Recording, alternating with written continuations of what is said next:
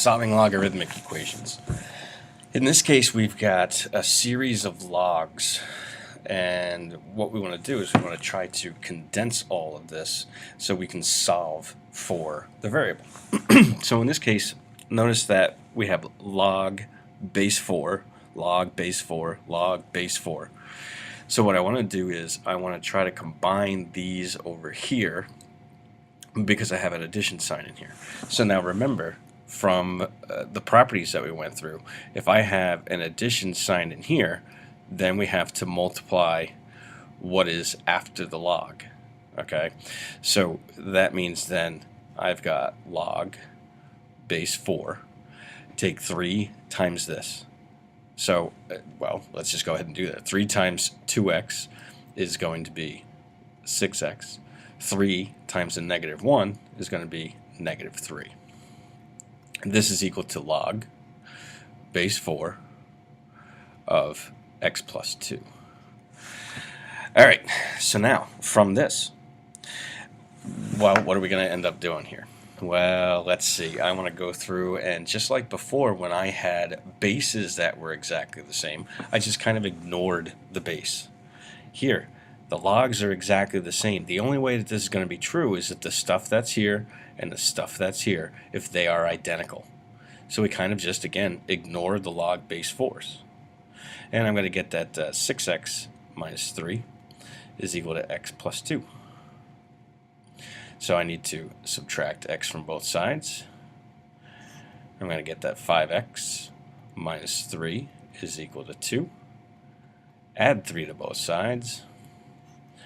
5x is equal to 5. All right, so what's x equal? Well, x equals 1.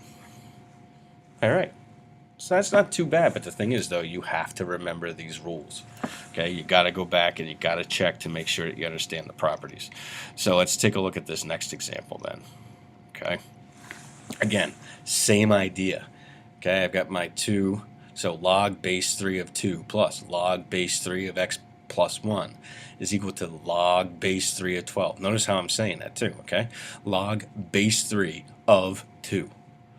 So now, they're all the same base for logs. I have an addition sign in between the two logs. That gets transitioned into, when writing it as one log, I multiply the 2 and the x plus 1.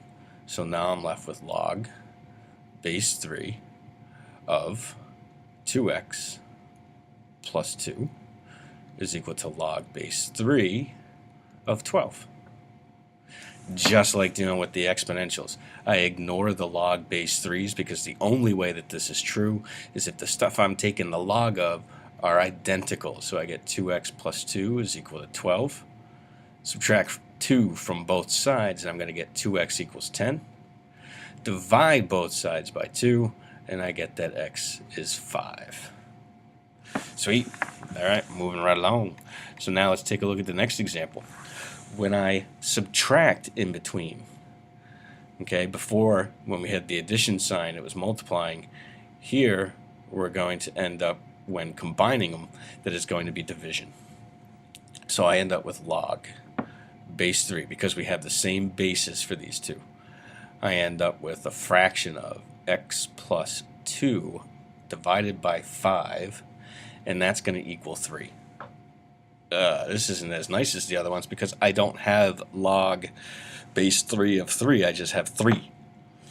Alright, well, now we got to go back to remembering how we end up with the logs. Okay, so just like before, the opposite operation of subtraction is addition. The opposite operation of multiplying is division. Here, the opposite operation of having an exponent is, well, in this case I want to try to get the exponent by itself because it's the variable, equals log base b of y in this case. Now this is something that you're going to have to just know. So I look over here. What do I have? Well, I have this thing here. Alright, so what's my base? I want to convert from looking like this to looking like this. Alright, so I know that my exponent is 3 based on what we see here. My exponent is 3, so then that's going to go right here. What's my base? Well, my base comes from log base whatever. look over here, log base 3. All right, so I end up with 3 to the third power is equal to, here's my y, it's equal to this thing, x plus 2 divided by 5. All right, what's 3 cubed?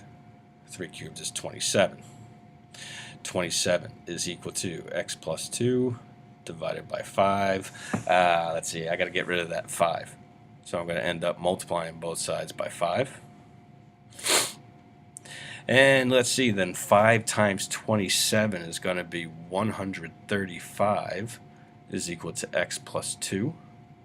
Subtract 2 from both sides. I get that x is equal to 133. Okay, let's just rewrite that since I don't know what happened there.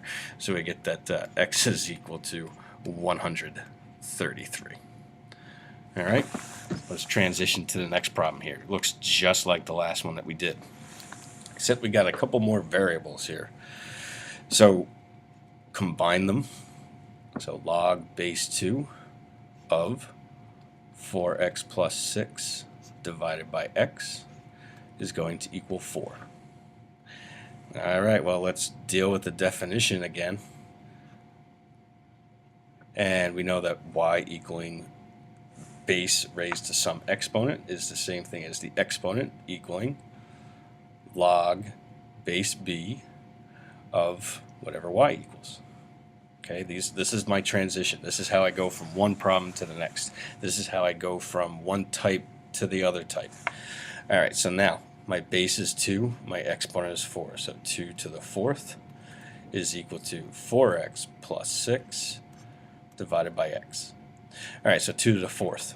Let's see, 2 times 2 is going to be 4, times 2 is 8, times another 2 is 16, so I get 16 equals 4x plus 6 divided by x. What am I going to multiply both sides by here? All right, so I got to multiply both sides by x. So I'm going to transition up to here just for a little bit more room. So I get 16x is equal to 4x plus 6. Subtract 4x from both sides. And here is where we make all kinds of arithmetic errors for some reason. All right, so I got 6 divided by 12. That's not 2. For some reason, students like to go ahead and put 2. Simplify. What can I divide into both of these? I can divide 6 into each. I'm left with 1/2. All right, well, hopefully going through and solving these log equations helped. Hopefully it's a little bit easier to understand.